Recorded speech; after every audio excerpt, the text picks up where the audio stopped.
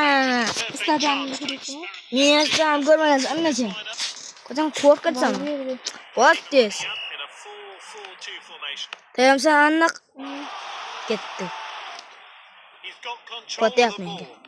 Meni qiziqtirmaydi. Qismaymi?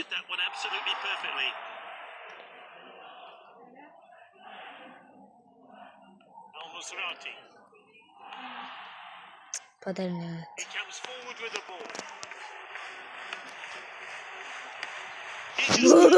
Habib sal qoldi ya. Vinicius.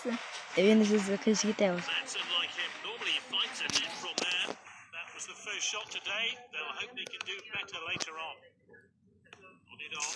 Padarini.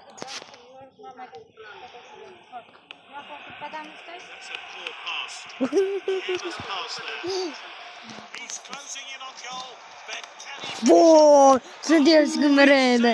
Voy bilan. Sinkanamiz, basni chiqanki ketamiz. Voy.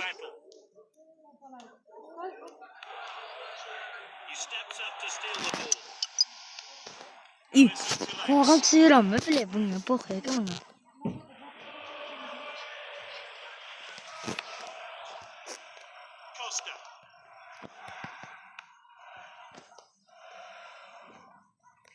Using his pace. Gol uri.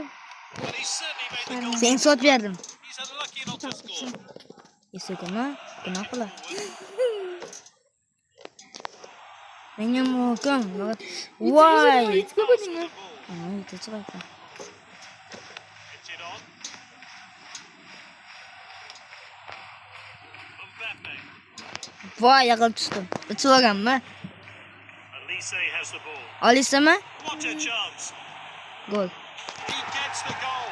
Mayli, Take mayli. it away, and I wonder now Sen bitta sot some berdim. momentum for another goal. Onang katam. A determined finish. He picked his spot and the goal was never in doubt. Chiqarganmisan,